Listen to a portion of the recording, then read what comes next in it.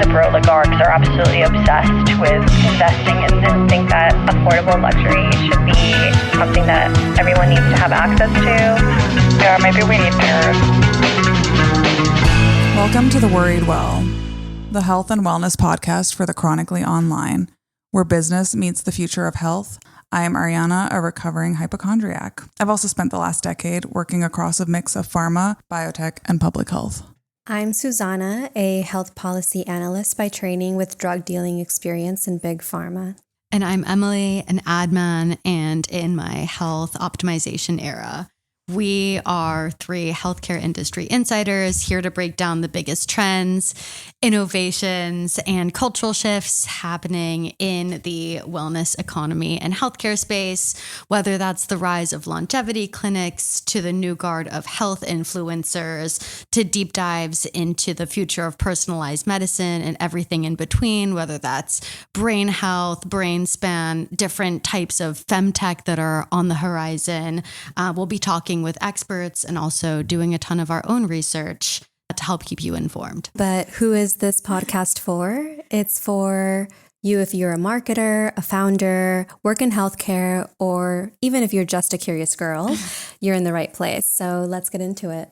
All right, so today we're dialing into the rise of longevity clinics, where people are investing their time and serious money in the pursuit of a longer and healthier life, which I totally don't understand because I don't get why we're obsessed with living for so long, but okay. We're going to explore the services they're offering, who's buying in, and what that means for the future of healthcare from business and personal perspectives. But before we get into it, let's kick things off with our weather report.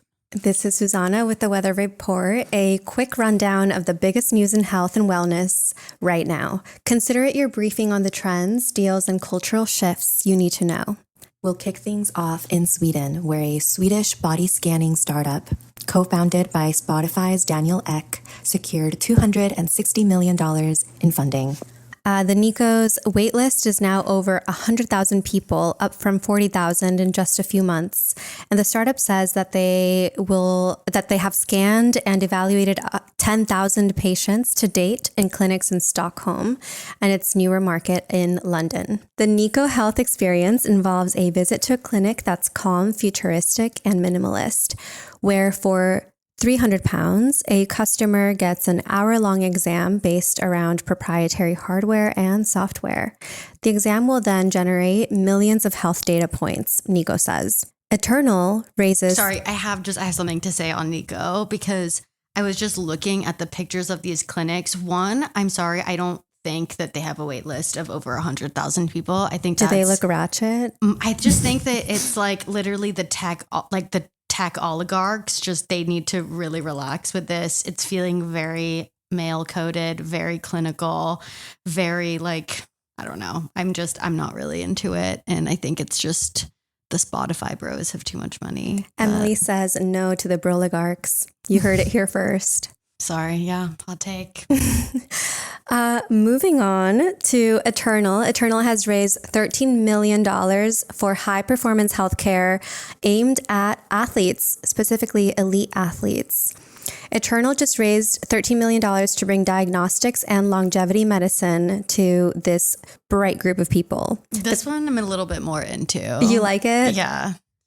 I think because it's specifically for athletes. Yeah, like they have a reason to optimize. Exactly. It's like, exactly. I agree. I once heard that cats are faster than Usain Bolt. So should we start a longevity clinic for cats? Honestly, that would do so well. I feel like they're already doing that. They're trying to invent some pill for like increasing the lifespan of dogs and cats. I mean, I've already given my pitch for starting Whoop, but for dogs and calling it Woof. So you heard it here first. Okay, well, I can't commit to anyone for that long, let alone a pet, but I support your ventures. Zyn is now FDA approved for marketing. Congratulations to all of the nicotine addicts. We also have a storm brewing for red dye number 3, as well as clinical trial diversity. So the FDA has banned red dye number 3 from food, bevies, drugs, and we also could not help but notice that the FDA has purged material on clinical trial diversity from its site. For the red dye number 3, I was honestly looking at how this impacts me, and I was a little concerned it was going to affect the Advil that I consume, but rest assured that is not red Is that dye. red 40? Yeah, that's red 40. Also, the synthetic, still legal. That'll come out in a couple years that's also carcinogenic, I bet. It seems like the only thing that's like red dye number 3 is like strawberry yoo-hoos. I haven't actually found anything that anyone's actually consuming that is particularly, I don't know, is there anything that you guys are consuming that you're like, I don't think that so. one's coming off? Not part of my ancestral diet. No. What's the one that's like the crushed bugs? Oh, the cochineal. Oh, yeah. I forget which. It's flower organic. that is. Yeah, that one's organic. Honestly, I'm fine with that. Yeah, more of that. The Surgeon General has sounded the alarm. So Dr. Vivek Murthy has issued new advisory on the link between alcohol and a cancer risk.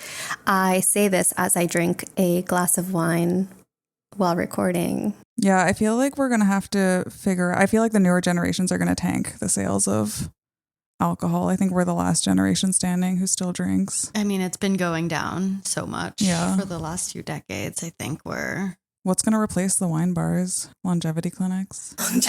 There's Kava bar. There's Kava bar, and there's also a I shared this with you the other day that there's a non-alcoholic bar in right, the Park low Slope, to no ABV obviously. bars. Yeah, there's Okay, but like, why do they charge $15 for a mocktail? That bothers me. Yeah, we decided that non-alcoholic hangs are inside at-home activities. Yeah. Every time I have a non-alcoholic wine, I'm like, you know what's missing from this?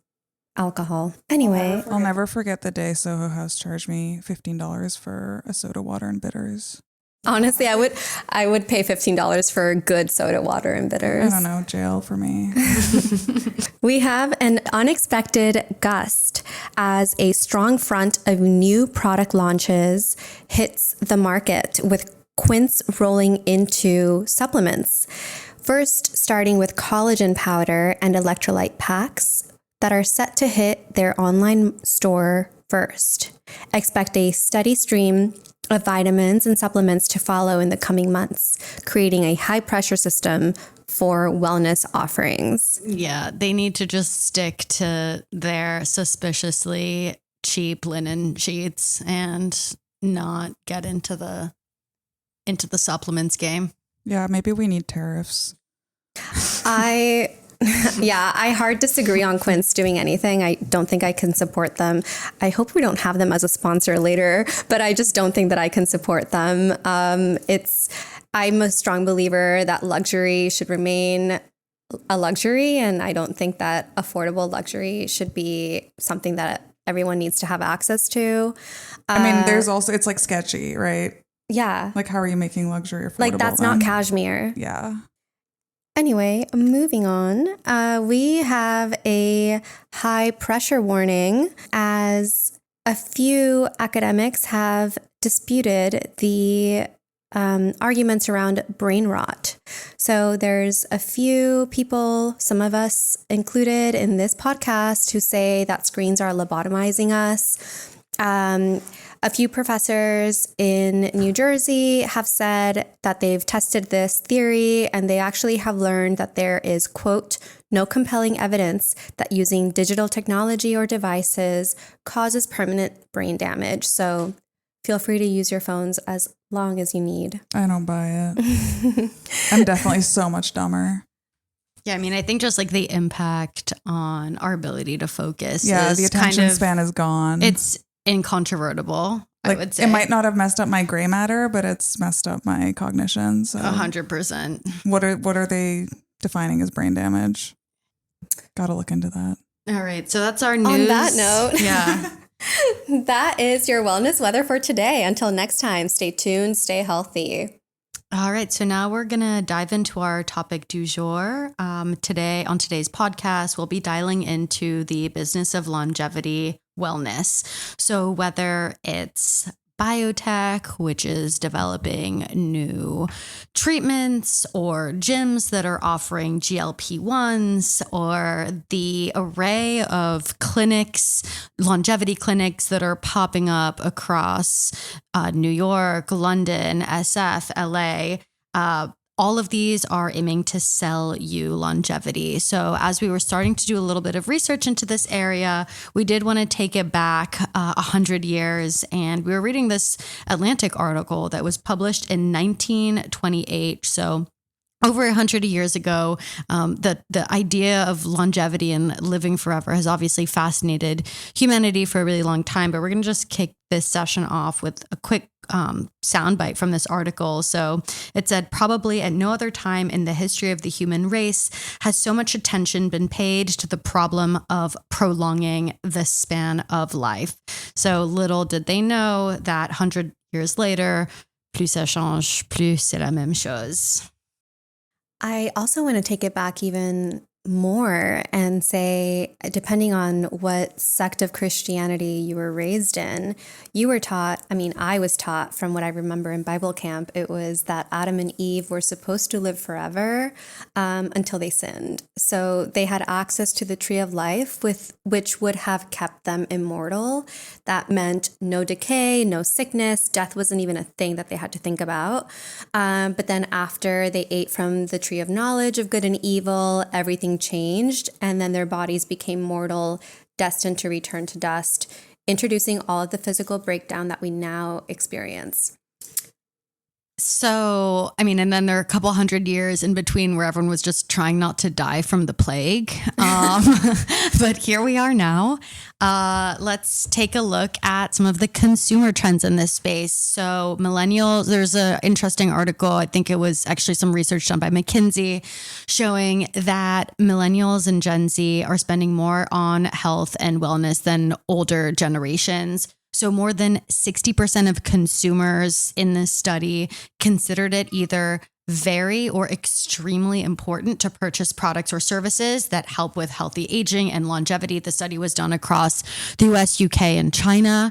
And it also showed that over the past year, 70% of those surveyed had purchased more in this category in the past year than in prior years. So it's not just as a younger, it's not just that it's a generational shift, but that we're also increasingly purchasing more in this category than we ever have. If you look at the data from BOA, the longevity market will likely be at about $600 billion by 2025. We can slice and dice that however we want. I'd be curious to know how they're defining the wellness industry in this case, because that's a big sum. Well, yeah, I don't exactly know what goes into that specific calculation, but I did think it would be helpful to just define what we mean by longevity clinics.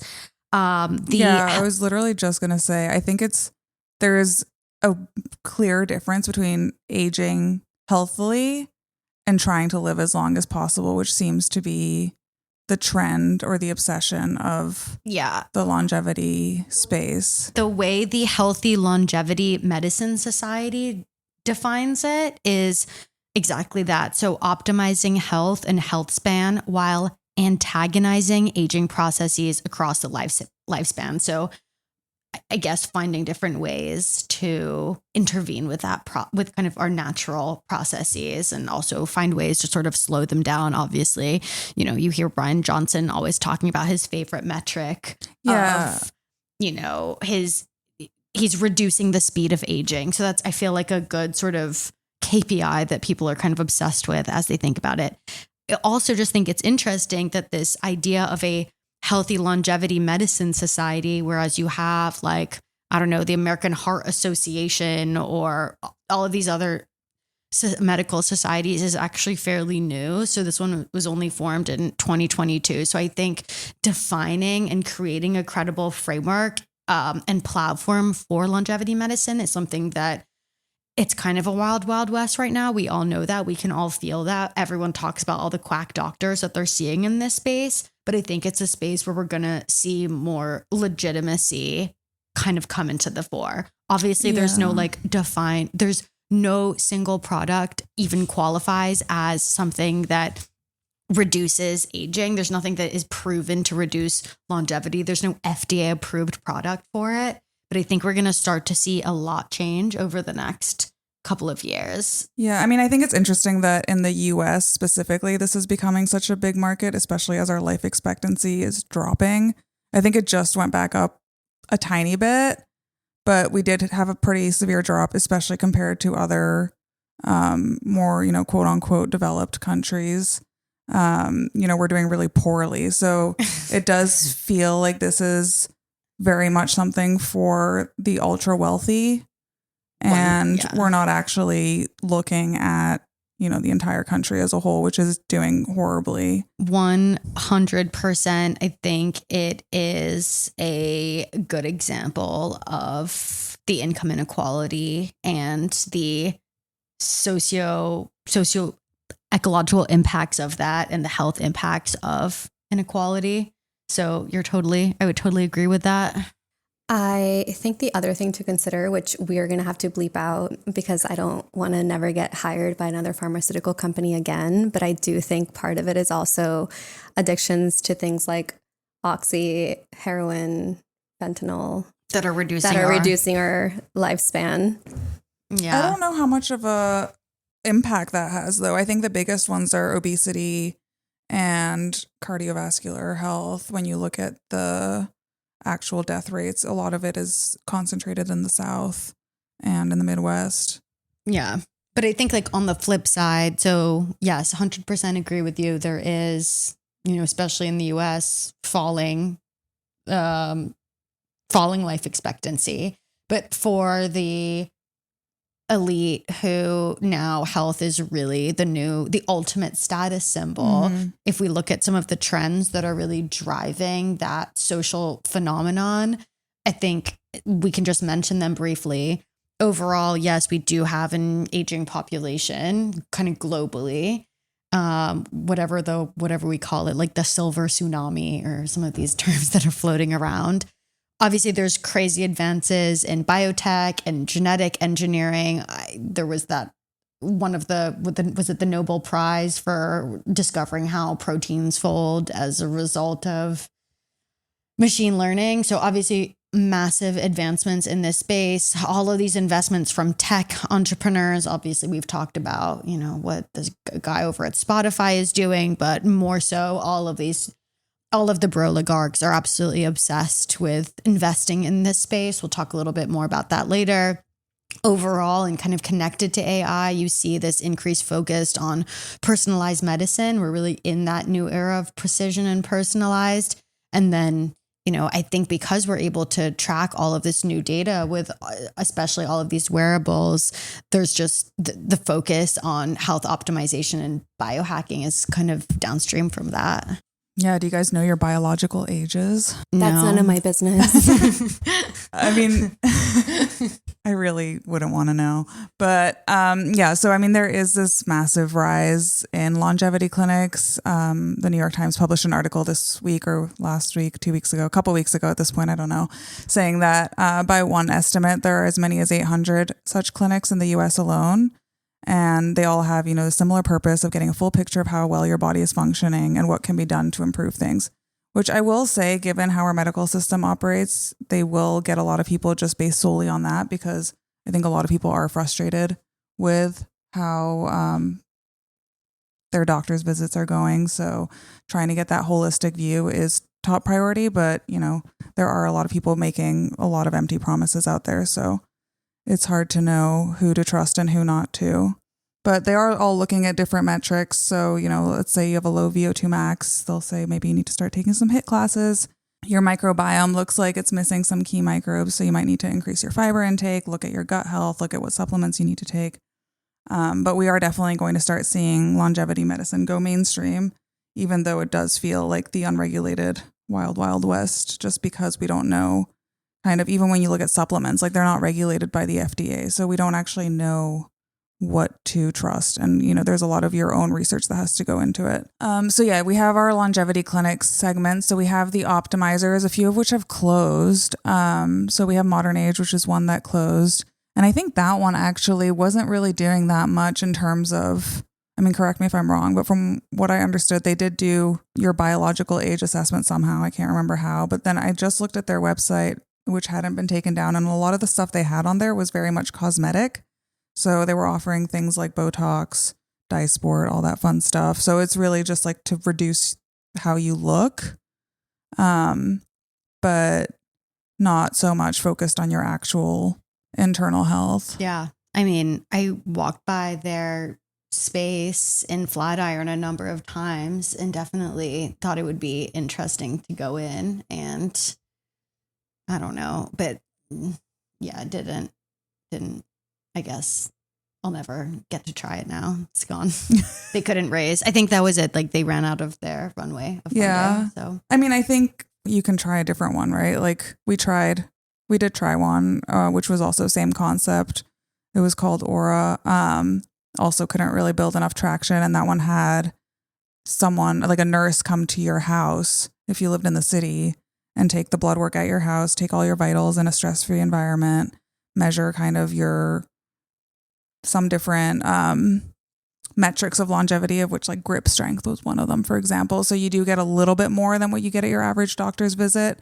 But I don't know, for me, it felt like I could get most of that blood work done and covered by insurance, and I didn't have to go through a couple $100 a month membership. So there is a bunch, I think there is room for that offering to really expand and become a little bit more interesting. But for right now, I don't feel like it's there. I do think that's a good point. All of these do have a similar sort of D2C business model. None of them, I mean, I will be excited if any of them get the traction enough to go from being D2C to being something that gets covered by health insurance. I think that would make it a much more interesting and scalable proposition for a lot of people.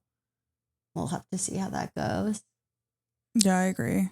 And then in this category of optimizers, we also have Continuum, which is another $10,000 a month membership here in the city. Did you see the TikTok on that? I did. That was crazy. That was wild. Did you see it, Emily? Yeah. I mean, it sounds like a cult, and it sounds like she's terrified that they're going to steal all of her data. And I think that that's really important to talk about, because this space is not regulated. They now not only have a lot of your personal information, but they also have your kind of footprint, like your DNA footprint.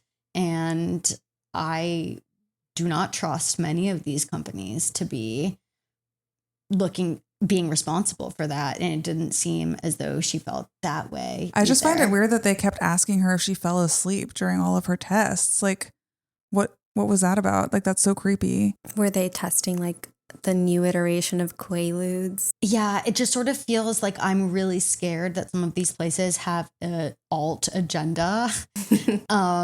And I'm not, much in the way so many of us know what 23andMe was doing with our data. Yeah. How do you know that their business model doesn't hinge on selling some part of your data to a third party? I think we can safely assume that all of our data is at all times getting sold. I don't think that's like that ship has sailed for me, but I think it's more like, what kind of supplements or what kind of care protocol are you trying to put me on, and do I trust it? Is it just for you to make profit, or do you actually care about my health and well-being? Yeah. I think we can trust that no one actually cares about our individual health and well-being more than we do. Yeah. I do think extension health seems kind of interesting. I am bullish on age bots, otherwise known as hyperbaric oxygen therapy. Is that where they put you in a box?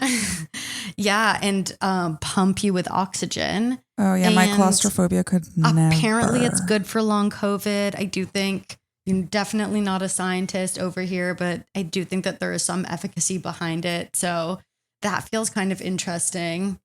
Yeah, Plasma exchange. That's one to watch for sure. I think that's probably the only one to watch in the optimizers category right now.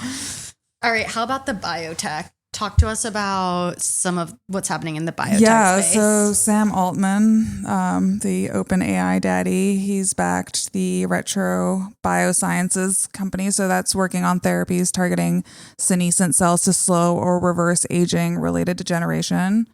I just always feel like this is a dangerous space. Like after Theranos, I don't trust these types of companies, but who knows? Then you have Jeff Bezos, who's backed Altos Labs, which also works on cellular rejuvenation by resetting cells to a youthful state using the Yamanaka factors. And then you have the Peter Thiel backed New Limits, which is pushing epigenetics to rejuvenate aging cells and tissues. So they're really all focusing on cell aging and rejuvenation, which I guess, again, time will tell. What are your thoughts on these? Yeah, watch this space. Curious to see. I mean, I think that the only point of view I have on this is what's happening on that weird island, where it's kind of like the Wild West in terms. In Honduras. Yeah, on Prospera, which is that private self-governing experimental zone and startup hub where they are developing some of these gene therapies, like the follistatin one that Brian Johnson took. So I don't really know enough about what any of the endpoints are in any of the clinical trials that are being done by Retro Biosciences or Altos Labs or New Limits. I think I need to learn a little bit more about what they're actually doing. The only one I'm kind of familiar with and kind of skeptical of as well is the gene therapies, which are being, done over in Honduras, because once again, they don't really, they don't regulate not legal to do that, to do it in the US. Yeah. Yeah. And I guess last in this longevity clinic category, we have the digital concierges. So that's your function health, longevity health, superpower. Yeah. And I feel like that's an interesting model just because that is, I mean, I do think we are in this era of increased health literacy in this space. So people are so educated about this information. So you can just do so many of these at-home tests and learn so much more about yourself. And that's like a slightly lower intervention model, which feels potentially more scalable. Although, we can get into it, but some of the biological age tests are not really valid anyway. It's just another way to sort of, it's a status point, really. I think it's interesting, even just looking at how you've segmented these, Ariana, that it seems like we're going from like the Uber at launch to the Uber X of longevity clinics. Like we're getting much more democratic versions of this kind of care through these concierge startups, whereas people like Elon Musk and Gwyneth Paltrow spend like $160,000 a year just like to have a longevity coach. On the topic of function health, I know that Mark Hyman and Andreessen Horowitz, I actually don't know how to say his name. Andreessen. I know that Dr. Mark Hyman and Andreessen Horowitz are both involved in function health. And Dr. Mark Hyman, if you don't know him, he is one of the bigger medfluencers in the space. And something that they're offering is like for about $500 a year, you can get access to 100 tests and access the platform and then expert clinicians.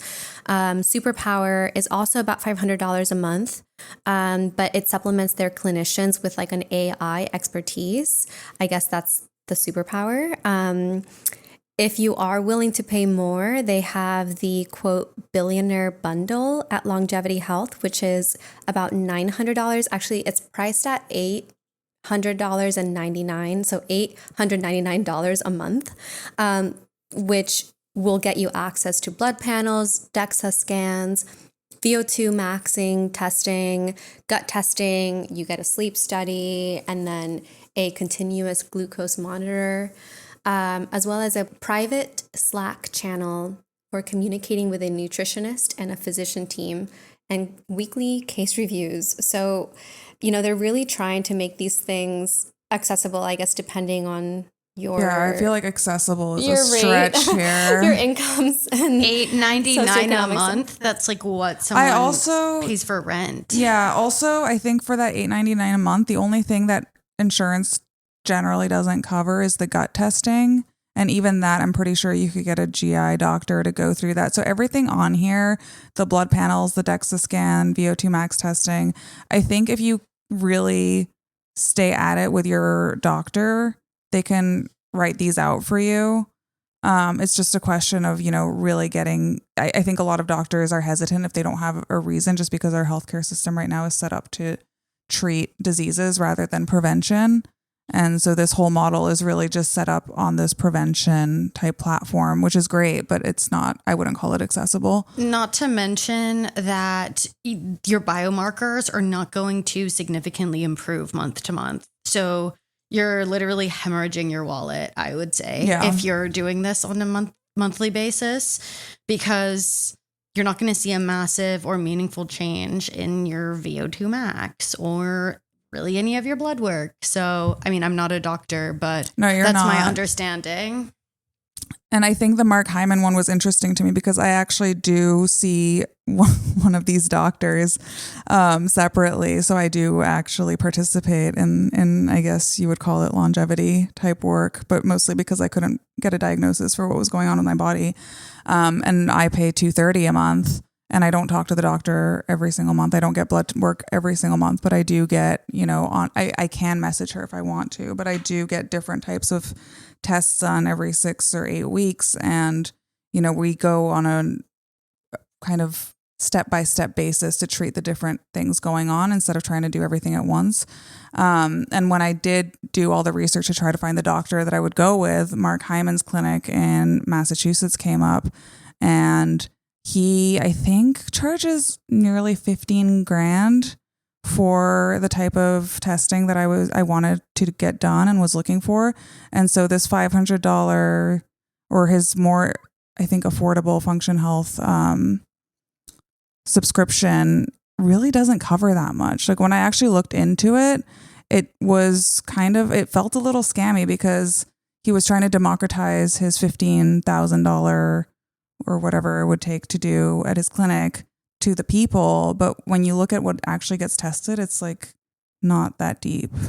I feel like the kind of work that you're doing specifically, like with the one functional doctor that you work with, is probably better quality than anything that these startups are offering, because where they lack is that they don't have continuity of care. So you're getting all of this work done, but if you're following up with a doctor, it's just like whatever random doctor is like available to respond to your DM, versus like in your case, when you message your doctor, it's the same doctor who's familiar with your case, is familiar with your lab results and like your specific needs. So I almost would prioritize something like that over paying $500 or $900 a month. Do you guys follow Dr. Mark Hyman on Instagram? I did, and then I unfollowed. I really, really enjoy his posts where it's like him riding bareback on a horse with his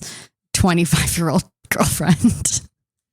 And that's wonderful. I love that for him. I just feel like at some point I can't support everything he says. Like there's definitely benefits to eating healthy, sleeping well, and working out, but sometimes the things that he's pushing are like not evidence backed.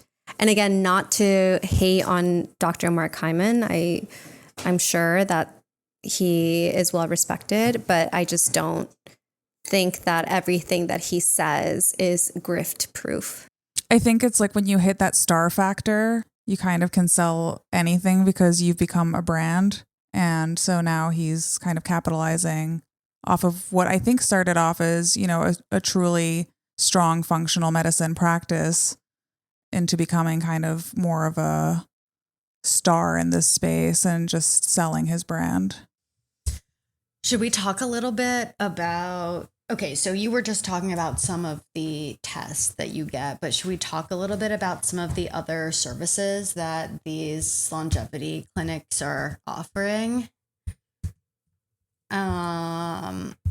Obviously, we talked about just all of the blood work that you can get done. You can also get a ton of imaging, so CT scans, MRIs, DEXA scans. There's a number of spots actually uptown in the city as well where you can do full body MRIs for like $1,500, $3,000, I think, something in that range. Yeah, would you get one? No. Yeah, I think the whole body MRIs are especially, I mean, Worried Well, it's for people who, the concept of the Worried Well is people who are a little bit paranoid about their health. I think especially they're targeting people who are kind of like late 40s and up. I think is like kind of really when it seems like the people who really want these things, but it seems like it does more bad than good half the time. Yeah, I mean, I get why, because it's so hard. Like, let's say, look at our colon cancer, thyroid cancer rates. They're going up in the under 40s.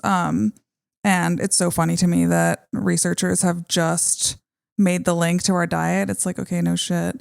But I think because a lot of doctors won't write out colonoscopies because they're only covered if you're, I think, over 40.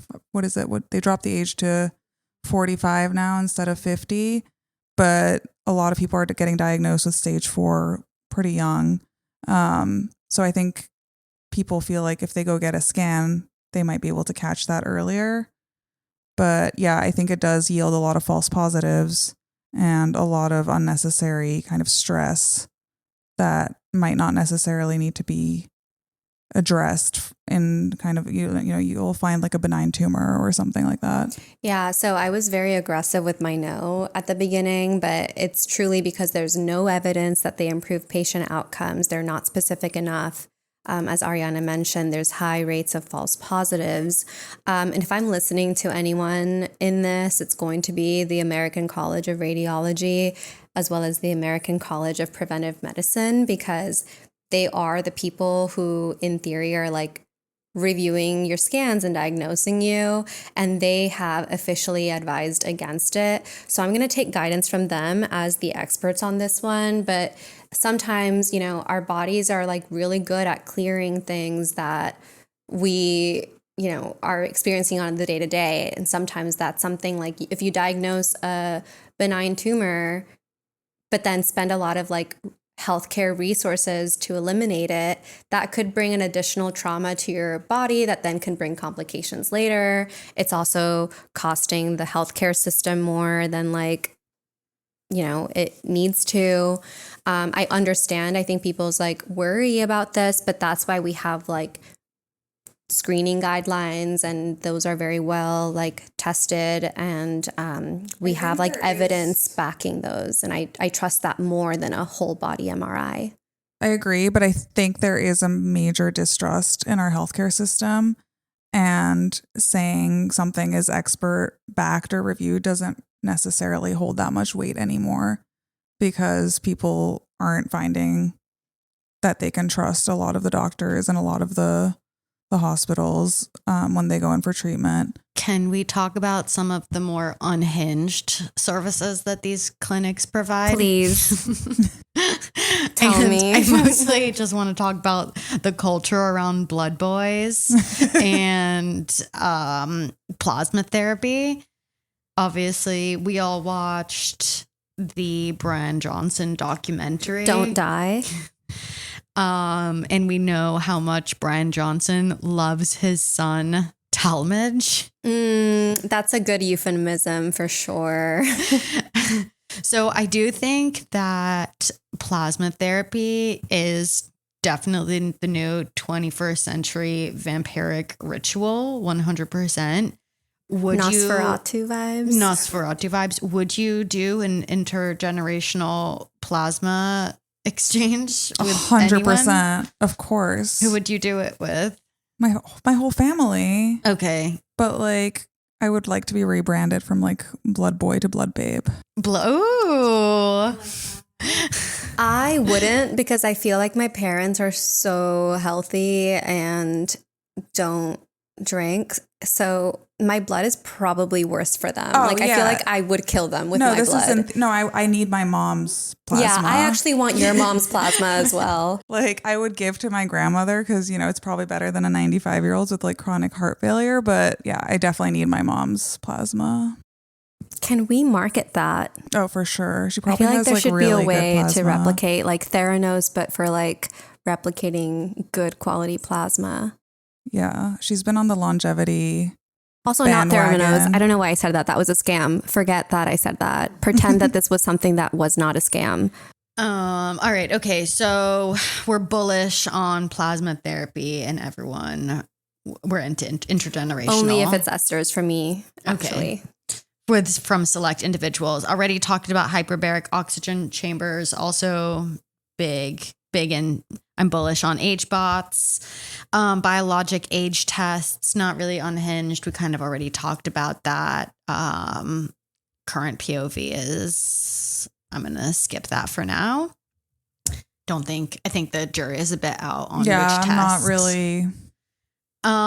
Shall we talk a little bit about the future of longevity medicine? Where do we think it's going?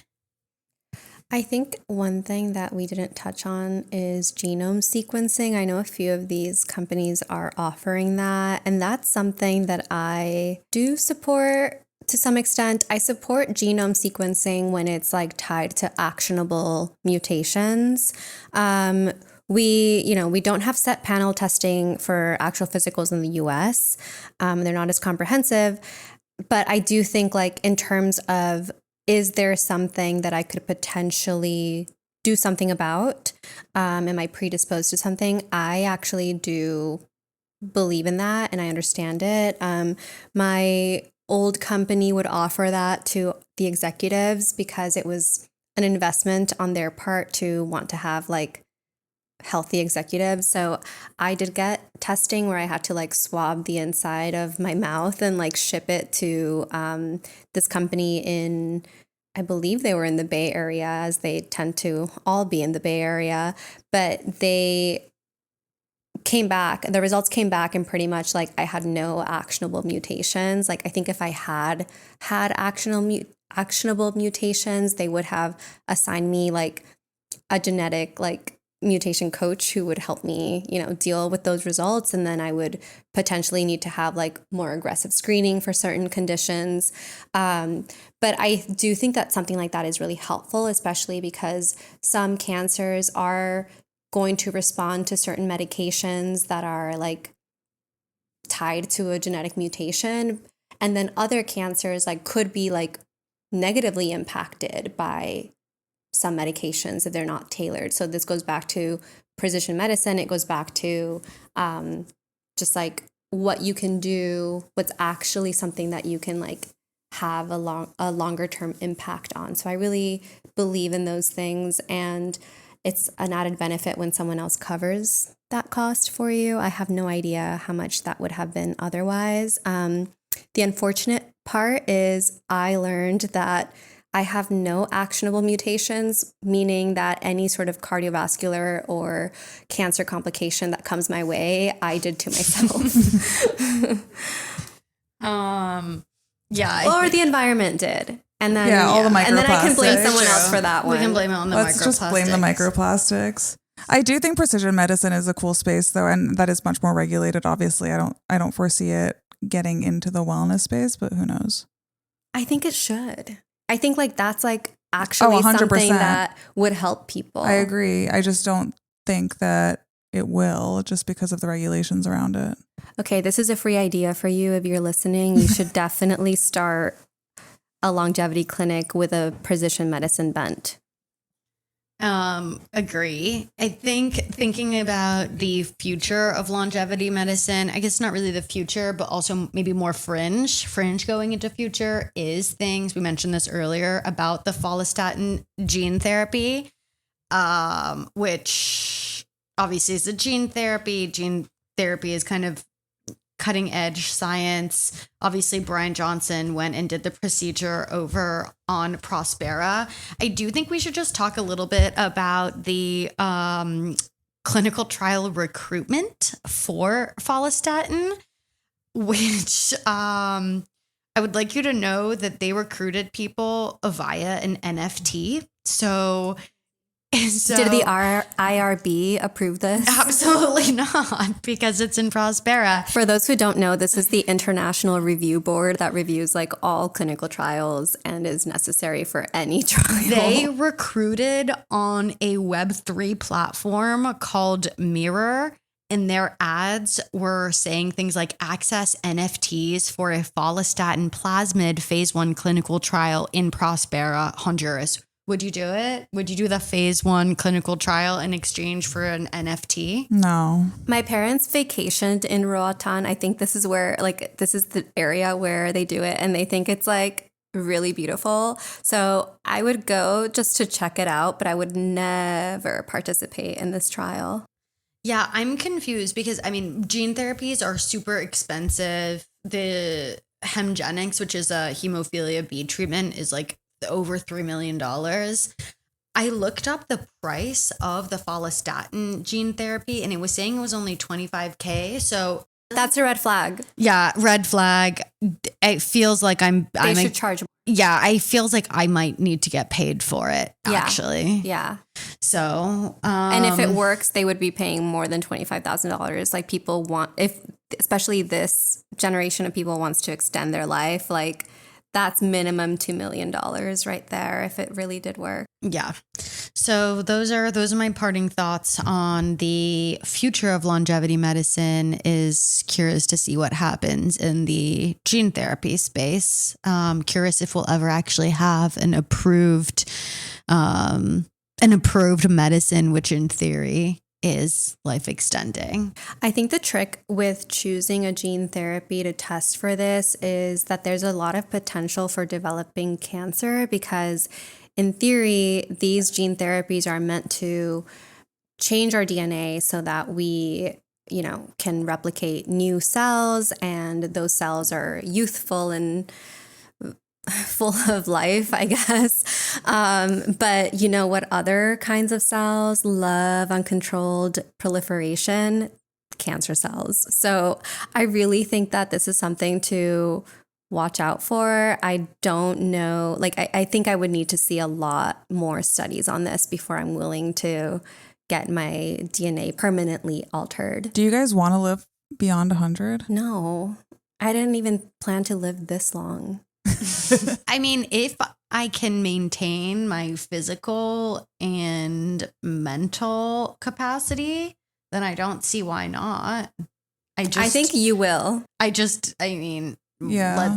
It feels unlikely, but if there's tech that can support that, then I'm I don't know. not My brain opposed. function has already declined so drastically. I just feel like I'm not going to be there fully very soon. I also just don't think that a lot of these things are necessarily going to make a huge impact. Like, I think about someone like Brian Johnson, right? Like, he's doing so much. He's sacrificing his life, his dating life, his just overall enjoyment, but and he doesn't look so hot. He looked better when he did look better before. He looked better when he just doesn't look healthy. Was the owner of Venmo. Yeah, but ultimately, that man is still going to die at the median age or the average age for a rich white man with his specific demographics. I don't think that it's going to be a drastic change. I personally just would rather enjoy my life and hang out with my friends and have a silly time versus not living my life and living up to 100 years old, but I didn't enjoy it. And I think a lot about people who just, have smoked their whole lives. And not to say that I'm endorsing smoking, because I do think it's a big risk factor for lung cancer and other types of cancers. But I do know that there's people who smoke and are well into their 90s and are thriving. So I guess to Brian Johnson personally, if you're listening, I would just say, dude, enjoy your life. You're going to die anyway. Yeah, on that note, when I lived in London, there was a storefront that had a Johnny Carson quote on it, and it said, "I knew a man who gave up smoking, drinking, sex, and rich food, and he was healthy right up until the time he killed himself." So, food for thought. All right. Final question. What's your Substack, or what subs did you take today? I think I only took my B12 and my zinc today. I have to take my probiotics, which were at home. I forgot to take those. But I think I'm on a pretty light supplement regimen right now. I've finished 2 really heavy rounds over the last couple of months, so I've just been easing up on it. But I will say I did get tested for all my deficiencies, and I think people over supplement a lot of the stuff based on kind of what's trending. I think taking supplements specifically for what I needed made a massive difference, and I immediately felt, what I was treating versus for years prior, I was spending hundreds of dollars on supplements that made no difference. I took an Advil before this call. Did you have a headache? Oh, I'm sorry. For migraines, I tend to do omega-3s, which I haven't done yet today because I had lunch out. Normally, I do an omega-3 with my lunch. But in the morning, I have like a whole thing. It's not a lot. Maybe, depends on who you ask. But I start in the morning with lysine because it's an antiviral, and I am a big supporter of antivirals. So I do that on an empty stomach. And then when I have my first meal, which is generally breakfast, I don't believe in skipping breakfast. I have NAC, and I feel like that helps me with focusing. And then I'll do, like I said, the omega-3 for lunch. And then after recording this, I have not had this yet, but I will have it tonight. I tend to do like a magnesium glycinate, again, because it helps with sleep and it helps with migraines, which I get periodically, like every few months. And I just want to make sure that I keep those at bay. Oh, I forgot. I also take magnesium, but we should all be taking vitamin D just because we're also incredibly deficient. And we should be taking it with vitamin K in case you didn't know. Producer Paul, what's on your Substack? Black seed oil. Vitamin D3 with K2 and magnesium glycinate. I think everyone should. I agree, people overdo it, but those are like those are like your baseline ones.